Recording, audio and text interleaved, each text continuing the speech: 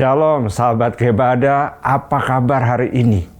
Senang sekali bertemu dengan saudara-saudari semua dalam gerakan baca dengar Alkitab atau Gebada sampai saat ini. Saya, Pendeta Yesaya Nubau dari Gereja Kasih Karunia Indonesia atau dikenal GKARI. Sahabat Gebada, tahukah Anda, ada sebuah ungkapan bahwa Alkitab bukanlah tulisan tetapi sebuah jalan. Dengan ini kita dapat memahami betapa berharganya firman Tuhan bagi kita. Firman Tuhan yang akan kita baca hari ini adalah Kisah Para Rasul. Kitab ini bisa dikatakan satu-satunya kitab dalam Perjanjian Baru yang memperlihatkan sejarah gereja. Jadi saat membaca kitab Kisah Para Rasul bersama-sama, kita dapat menyadari betapa firman Allah tersebar dengan penuh kuasa. Betapa banyak orang yang diselamatkan oleh kabar baik dan bagaimana gereja didirikan dan diperluas. Saudara tahu betul bahwa penulis utama Alkitab adalah Tuhan, bukan? Alkitab ditulis berdasarkan wahyu dari Tuhan.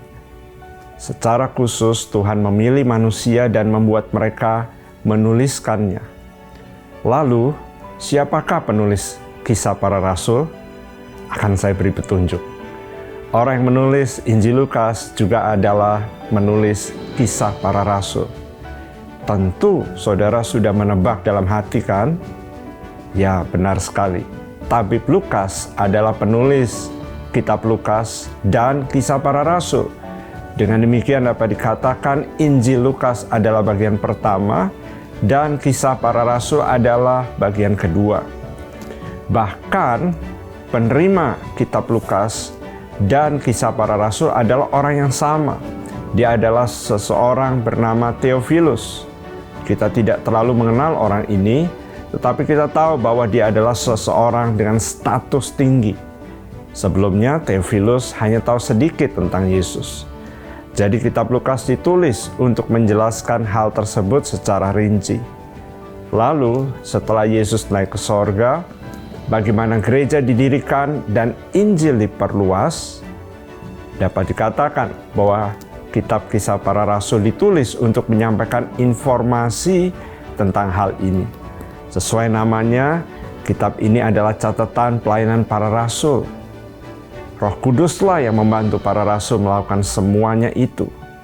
Jadi bisa dikatakan juga bahwa Kisah Para Rasul juga disebut kisah karya Roh Kudus. Ada satu ayat yang merangkum keseluruhan kitab Kisah Para Rasul, yaitu Kisah Para Rasul 1 ayat 8. Di bagian tersebut muncul beberapa nama tempat, yaitu Yerusalem, Yudea, Samaria, dan ujung bumi. Sahabat Gebada, kitab Kisah Para Rasul ditulis dalam urutan berbagai lokasi tersebut. Pasal 1 sampai 7 berfokus pada Yerusalem, lalu pasal 8 menceritakan penyebaran kabar baik di Samaria, sedangkan di pasal 10 kabar baik disampaikan ke rumah Kornelius. Kabar baik boleh menyebar ke wilayah asing. Kemudian saat kita sampai di pasal 13, Paulus dan Barnabas dapat dikatakan menjadi saksi pemberita firman sampai ke ujung bumi. Di sini kita bisa melihat firman Tuhan tergenapi. Bicara tentang tokoh dalam kitab ini, tokoh utama dari kitab ini pasal 1 sampai 10 adalah Petrus. Namun mulai di pasal 13 dan selanjutnya kita bisa melihat bahwa kisah yang diceritakan berpusat pada Rasul Paulus. Sahabat Gebada, saat membaca Kisah Para Rasul, kita akan melihat suatu garis besar secara keseluruhan. Bagian yang akan kita baca hari ini adalah pasal 1 dan 2. Dalam pasal 1, Yesus menyampaikan visi kabar baik, yaitu menjangkau sampai ke ujung bumi. Dicatat juga tentang kenaikan Yesus ke sorga.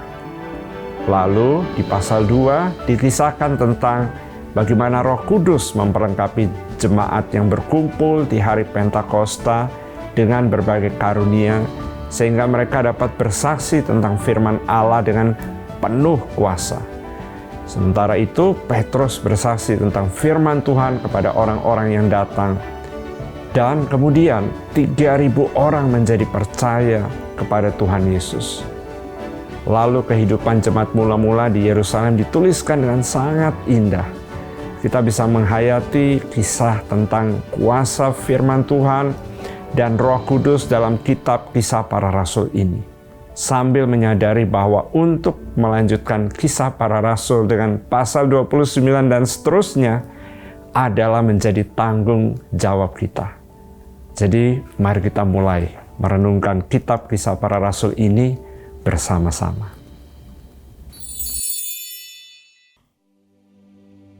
Hai Theophilus, dalam bukuku yang pertama aku menulis tentang segala sesuatu yang dikerjakan dan diajarkan Yesus sampai pada hari ia terangkat. Sebelum itu ia telah memberi perintahnya oleh Roh Kudus kepada rasul-rasul yang dipilihnya. Kepada mereka ia menunjukkan dirinya setelah penderitaannya selesai, dan dengan banyak tanda ia membuktikan bahwa ia hidup. Sebab selama 40 hari ia berulang-ulang menampakkan diri dan berbicara kepada mereka tentang kerajaan Allah. Pada suatu hari ketika ia makan bersama-sama dengan mereka, ia melarang mereka meninggalkan Yerusalem dan menyuruh mereka tinggal di situ menantikan janji Bapa. Yang demikian katanya, telah kamu dengar daripadaku. Sebab Yohanes membaptis dengan air, tetapi tidak lama lagi kamu akan dibaptis dengan Roh Kudus. Maka bertanyalah mereka yang berkumpul di situ, Tuhan, maukah engkau pada masa ini memulihkan kerajaan bagi Israel? Jawabnya, Engkau tidak perlu mengetahui masa dan waktu yang ditetapkan Bapa sendiri menurut kuasanya. Tetapi kamu akan menerima kuasa kalau Roh Kudus turun ke atas kamu. Dan kamu akan menjadi saksiku di Yerusalem dan di seluruh Yudea dan Samaria dan sampai ke ujung bumi. sesudah ia mengatakan demikian, terangkatlah ia disaksikan oleh mereka dan awan menutupnya dari pandangan mereka. Ketika mereka sedang menatap ke langit, waktu ia naik itu, tiba-tiba berdirilah 2 orang yang berpakaian putih dekat mereka dan berkata kepada mereka, Hai orang-orang Galilea, mengapakah kamu berdiri melihat ke langit? Yesus ini yang terangkat ke sorga meninggalkan kamu akan datang kembali dengan cara yang sama seperti kamu melihat dia naik ke sorga. Maka kembalilah rasul-rasul itu ke Yerusalem dari bukit yang disebut Bukit Zaitun, yang hanya seperjalanan sabat jauhnya dari Yerusalem. Setelah mereka tiba di kota, naiklah mereka ke ruang atas, tempat mereka menumpang. Mereka itu ialah Petrus dan Yohanes, Yakobus dan Andreas, Filipus dan Thomas, Bartolomeus dan Matius, Yakobus bin Alfeus, dan Simon orang Zelot, dan Yudas bin Yakobus. Mereka semua bertekun dengan sehati dalam doa bersama-sama dengan beberapa perempuan serta Maria, ibu Yesus, dan dengan saudara-saudara Yesus. Pada hari-hari itu berdirilah Petrus di tengah-tengah saudara-saudara yang sedang berkumpul itu. Kira-kira 120 orang banyaknya, lalu berkata, Hai saudara-saudara, haruslah genap nas kitab suci yang disampaikan Roh Kudus dengan perantaraan Daud tentang Yudas, pemimpin orang-orang yang menangkap Yesus itu. Dahulu ia termasuk bilangan kami dan mengambil bagian di dalam pelayanan ini. Yudas ini telah membeli sebidang tanah dengan upah kejahatannya. Lalu ia jatuh tertelungkup dan perutnya terbelah sehingga semua isi perutnya tertumpah keluar. Hal itu diketahui oleh semua penduduk Yerusalem Sehingga tanah itu mereka sebut dalam bahasa mereka sendiri Hakaldama, artinya tanah darah. Sebab ada tertulis dalam kitab Mazmur, biarlah perkemahannya menjadi sunyi, dan biarlah tidak ada penghuni di dalamnya, dan biarlah jabatannya diambil orang lain. Jadi harus ditambahkan kepada kami seorang dari mereka yang senantiasa datang berkumpul dengan kami selama Tuhan Yesus bersama-sama dengan kami.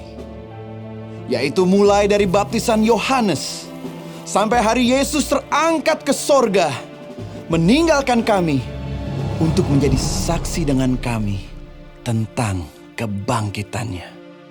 Lalu mereka mengusulkan 2 orang, Yusuf yang disebut Barsabas dan yang juga bernama Justus dan Matias. Mereka semua berdoa dan berkata, Ya Tuhan, Engkaulah yang mengenal hati semua orang.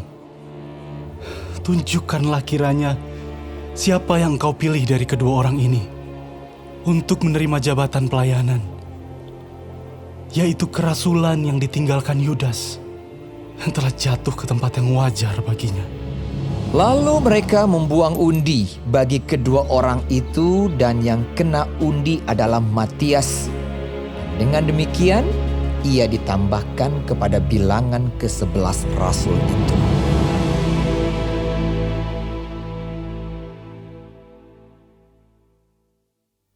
Ketika tiba hari Pentakosta, semua orang percaya berkumpul di satu tempat.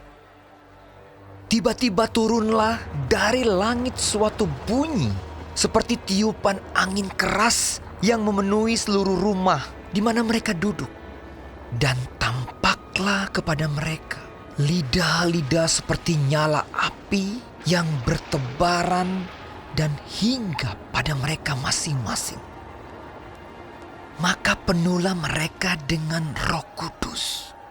Lalu mereka mulai berkata-kata dalam bahasa-bahasa lain, seperti yang diberikan oleh Roh itu kepada mereka untuk mengatakannya.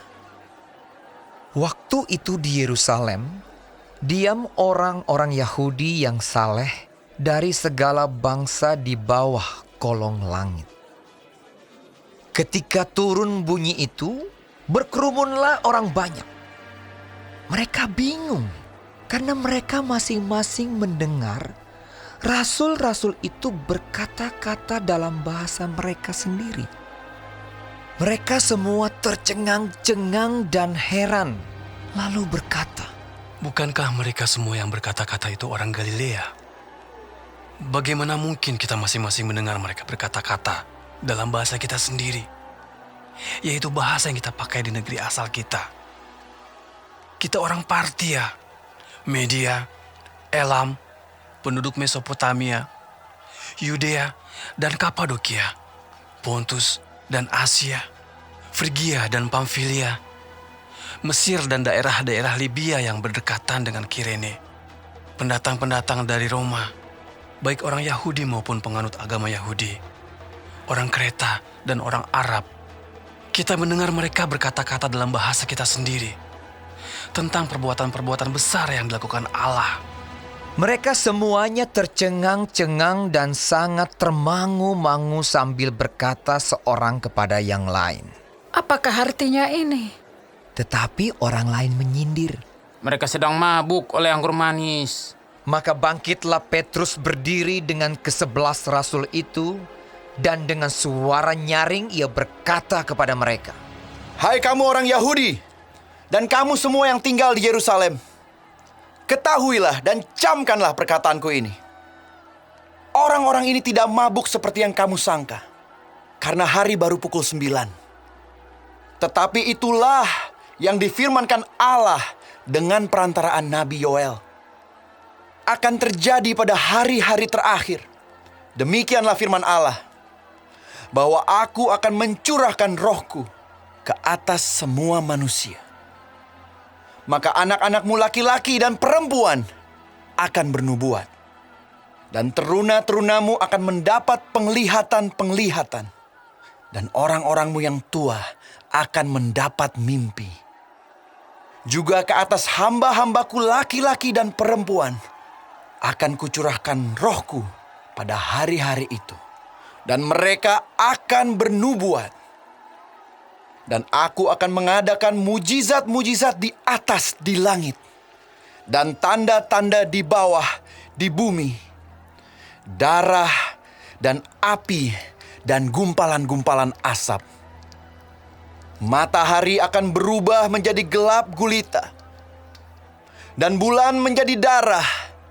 Sebelum datangnya hari Tuhan, hari yang besar dan mulia itu. Dan barang siapa yang berseru kepada nama Tuhan akan diselamatkan. Hai orang-orang Israel, dengarlah perkataan ini. Yang aku maksudkan ialah Yesus dari Nazaret, seorang yang telah ditentukan Allah dan yang dinyatakan kepadamu dengan kekuatan-kekuatan dan mujizat-mujizat dan tanda-tanda yang dilakukan oleh Allah dengan perantaraan Dia di tengah-tengah kamu seperti yang kamu tahu. Dia yang diserahkan Allah menurut maksud dan rencananya telah kamu salibkan dan kamu bunuh oleh tangan bangsa-bangsa durhaka. Tetapi Allah membangkitkan dia dengan melepaskan dia dari sengsara maut, karena tidak mungkin ia tetap berada dalam kuasa maut itu. Sebab Daud berkata tentang dia, "Aku senantiasa memandang kepada Tuhan, karena ia berdiri di sebelah kananku, aku tidak goyah." Sebab itu hatiku bersuka cita, dan jiwaku bersorak-sorak, bahkan tubuhku akan diam dengan tentram. Sebab Engkau tidak menyerahkan aku kepada dunia orang mati, dan tidak membiarkan orang kudus-Mu melihat kebinasaan. Engkau memberitahukan kepadaku jalan kehidupan. Engkau akan melimpahi aku dengan sukacita di hadapan-Mu. Saudara-saudara, aku boleh berkata-kata dengan terus terang kepadamu tentang Daud, bapa bangsa kita. Ia telah mati dan dikubur, dan kuburannya masih ada pada kita sampai hari ini. Tetapi ia adalah seorang nabi, dan ia tahu bahwa Allah telah berjanji kepadanya dengan mengangkat sumpah bahwa ia akan mendudukkan seorang dari keturunan Daud sendiri di atas tahtanya. Karena itu ia telah melihat ke depan dan telah berbicara tentang kebangkitan Mesias ketika ia mengatakan bahwa dia tidak ditinggalkan di dalam dunia orang mati dan bahwa dagingnya tidak mengalami kebinasaan. Yesus inilah yang dibangkitkan Allah, dan tentang hal itu kami semua adalah saksi. Dan sesudah ia ditinggikan oleh tangan kanan Allah dan menerima Roh Kudus yang dijanjikan itu, maka dicurahkannya apa yang kamu lihat dan dengar di sini. Sebab bukan Daud yang naik ke sorga, malahan Daud sendiri berkata, "Tuhan telah berfirman kepada Tuanku, duduklah di sebelah kananku, sampai kubuat musuh-musuhmu menjadi tumpuan kakimu." Jadi seluruh kaum Israel harus tahu dengan pasti bahwa Allah telah membuat Yesus yang kamu salibkan itu menjadi Tuhan dan Kristus. Ketika mereka mendengar hal itu, hati mereka sangat terharu. Lalu mereka bertanya kepada Petrus dan rasul-rasul yang lain. "Apakah yang harus kami perbuat, saudara-saudara?" Jawab Petrus kepada mereka, "Bertobatlah, dan hendaklah kamu masing-masing memberi dirimu dibaptis dalam nama Yesus Kristus untuk pengampunan dosamu. Maka kamu akan menerima karunia Roh Kudus. Sebab bagi kamulah janji itu, dan bagi anak-anakmu, dan bagi orang yang masih jauh, yaitu sebanyak yang akan dipanggil oleh Tuhan Allah kita. Dan dengan banyak perkataan lain lagi ia memberi suatu kesaksian yang sungguh-sungguh, dan ia mengecam dan menasihati mereka. Katanya, Berilah dirimu diselamatkan dari angkatan yang jahat ini. orang-orang yang menerima perkataannya itu memberi diri dibaptis, dan pada hari itu jumlah mereka bertambah kira-kira 3.000 jiwa. Mereka bertekun dalam pengajaran rasul-rasul dan dalam persekutuan. Dan mereka selalu berkumpul untuk memecahkan roti dan berdoa. Maka ketakutanlah mereka semua, sedang rasul-rasul itu mengadakan banyak mujizat dan tanda. Dan semua orang yang telah menjadi percaya tetap bersatu. Dan segala kepunyaan mereka adalah kepunyaan bersama. Dan selalu ada dari mereka yang menjual harta miliknya, lalu membagi-bagikannya kepada semua orang sesuai dengan keperluan masing-masing. Dengan bertekun dan dengan sehati mereka berkumpul tiap-tiap hari dalam bait Allah. Mereka memecahkan roti di rumah masing-masing secara bergilir dan makan bersama-sama dengan gembira dan dengan tulus hati sambil memuji Allah. Dan mereka disukai semua orang. Dan tiap-tiap hari Tuhan menambah jumlah mereka dengan orang yang diselamatkan.